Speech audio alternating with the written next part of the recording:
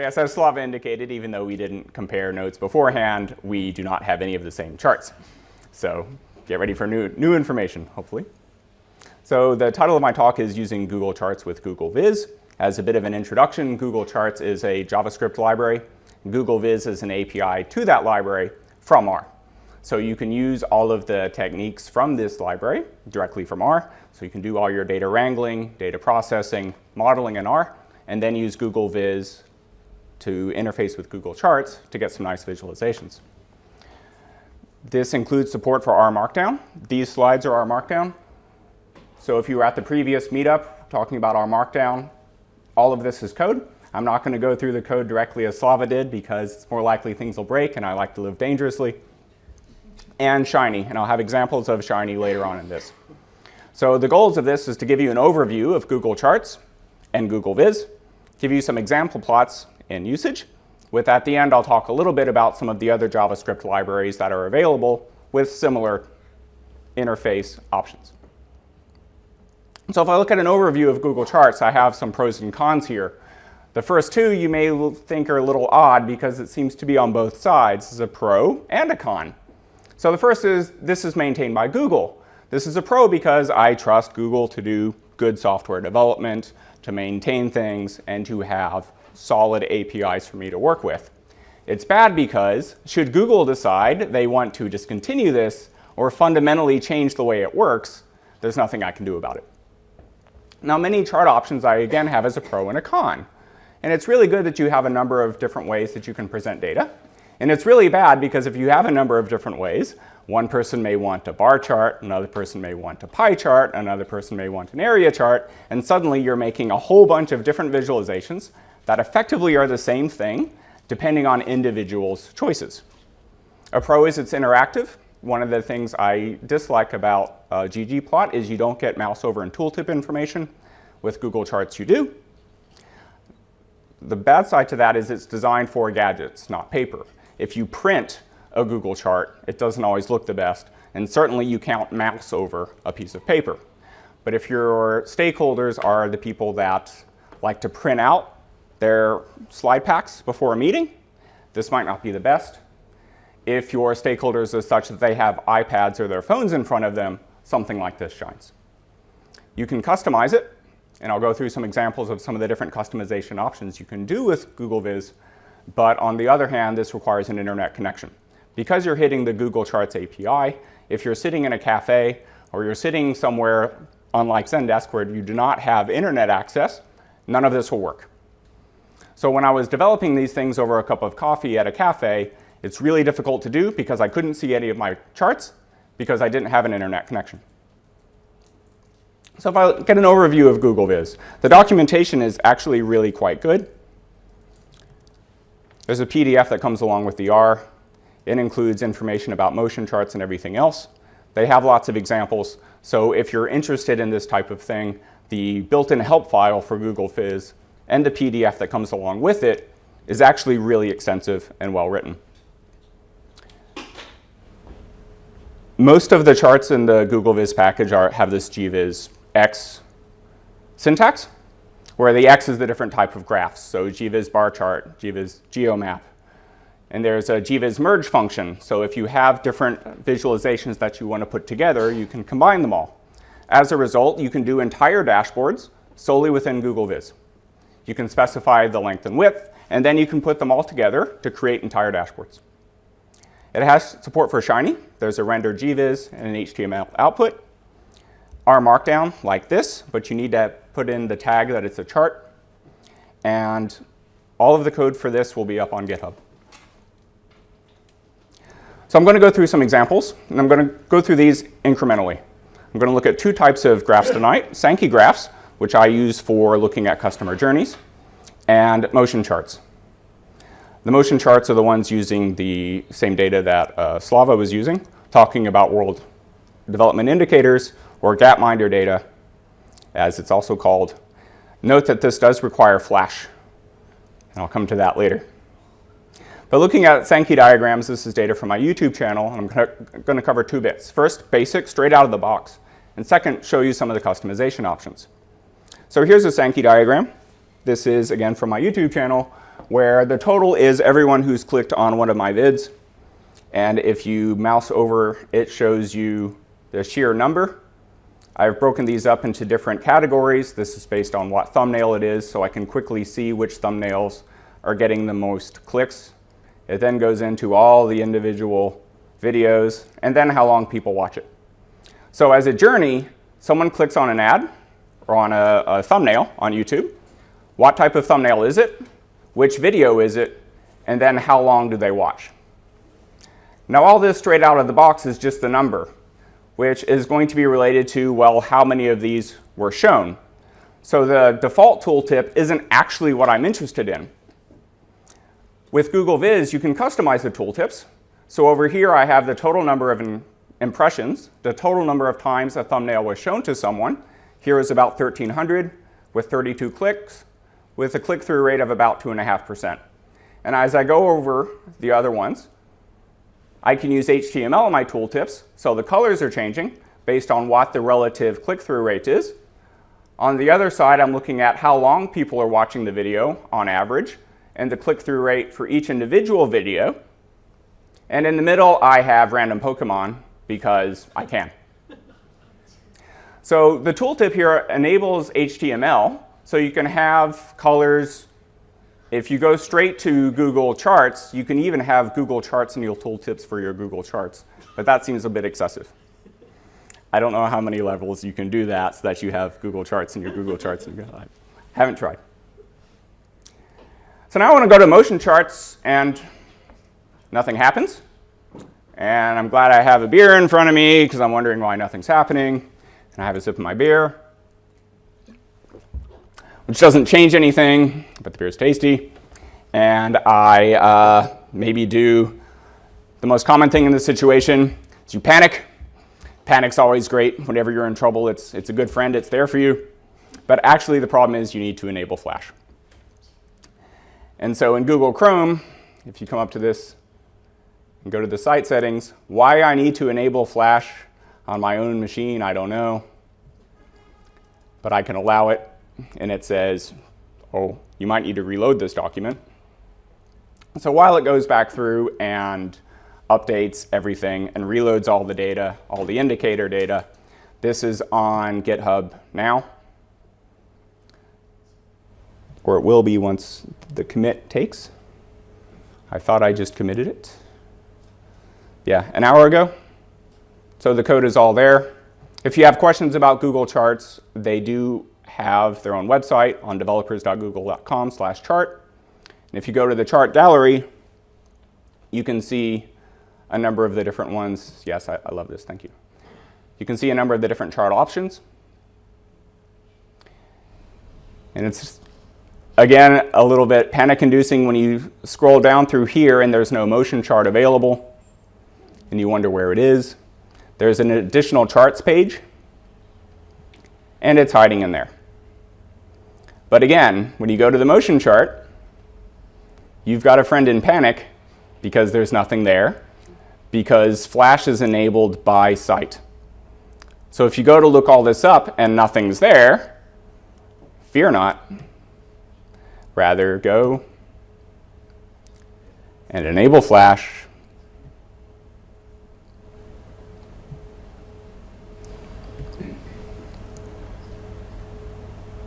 And then it's loaded. Why the pagination is the way it is, I don't know. But it's a good test that if you want to see if your code is running, if you're trying this for yourself, go to the Google Charts page, make sure you can load theirs. Again, it varies browser to browser, setting to setting. If I go back to my slides, here I have the global development indicators, the world development indicators. Each dot is a country. Let's make this full screen again. And I'm looking at life expectancy along the x-axis and GDP per capita along the y-axis. And you look at the range of this GDP per capita, and it's huge, and it's not very useful. So let's make that log scale. So now I get a bit more separation. Now this ability to change scales is inherent to the googleVis motion chart package. There's no customization. This is straight out of the box. If you don't want to look at GDP per capita, but rather overall GDP, once again, you can change it straight out of the box. And the motion chart gets its name because this is life expectancy versus GDP per capita in 1950. Each dot is a country. The size of the country relates to the population. The color of the dot relates to the continent. Not every country has data in 1950, but as I start to play this, you can see the variations from countries to countries. And we have people not living too long in 1950, and you see this migration of all the points up here. Now these are popularized by Hans Rosling, may he rest in peace. And his main point is that most people from my generation, our view of the world is wrong. That we're used to thinking about the world as it was, what is that, more than 50 years ago, where you have your developing countries and your rich countries. But if you look at things more recently, there's this migration of people getting richer and healthier and living longer. And if you haven't seen his videos, I highly, highly recommend them. Is there an option to look at the shadow of the movement as it goes through time? Yes. Do you have one? Choose Canada. That's fine, Canada. So if I select Canada directly, if I remember my alphabetical order, right? So there's Canada in 1965. I can set the opacity of the other countries if I wanted to really just look at Canada. There's an option for trails, and with that, I can see the path that Canada is taking.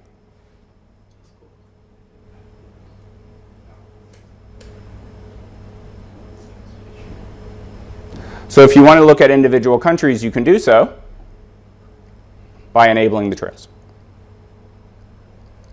What's the one that's sitting at 50? It was going backwards. If you go up to the where at 50, or if you hit play, you'll see it. Well, so I'm going to deselect Canada so that I can see everything. And where do you want to? What year do you want to look at? If you just go back a bit and hit play, you'll see one that's dropping down as time goes forwards. I'm just curious about what it was.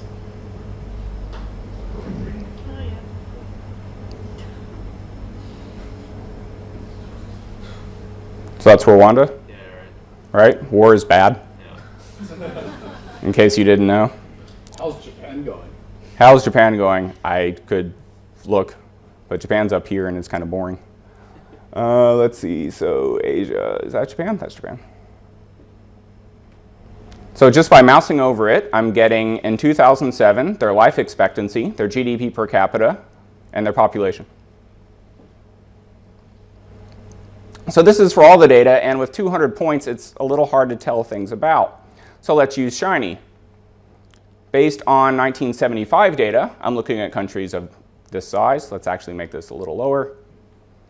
And this life expectancy. And now I can look at the same data for just those countries. Note I'm still in my slides. So because I can use googleVis with rmarkdown and Shiny, I have an entire BI app in my slides for free. And I can go through the same thing. If I want life expectancy at birth total in years, I can change that to infant mortality rate, for instance. I can change that to GDP per capita. If I change my size from something that's, I can make them the same size, for instance, if I find that distracting. And if I change my color to something that's more continuous, like population, it automatically adapts to a color bar. Yes, Slava? Do GDP per capita versus infant mortality rates?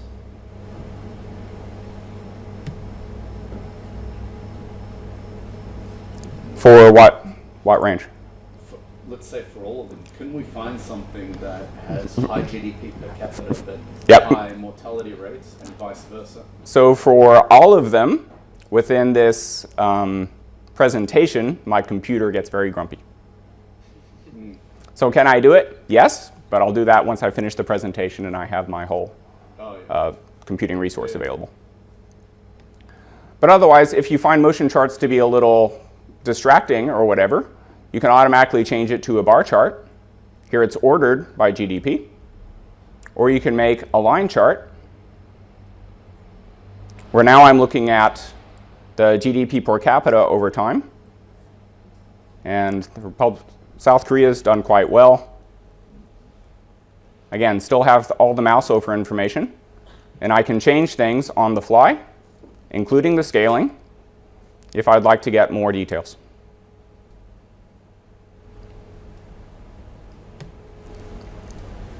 And if I... Great. Can I ask a question? Yeah.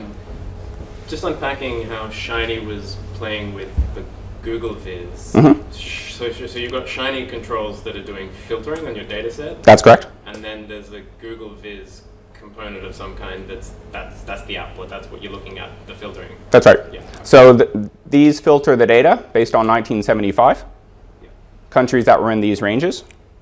The resulting data set then goes into the GVis motion chart, which presents these.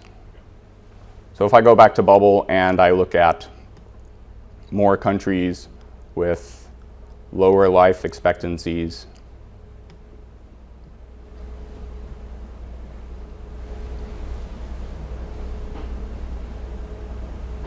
there's fewer.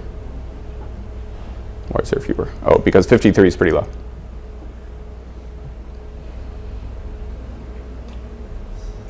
Now there's more people. But the fact that these two together, with the ability to change data, means if you have a data frame with a small number of variables, 10, but you have a clear idea of what the ID should be, in this case country, and you have a clear idea of what your time variable is, in this case year, you've got a BI tool. And if I can get back to focus on that. So in summary, I've looked at a few Google charts through the googleVis package.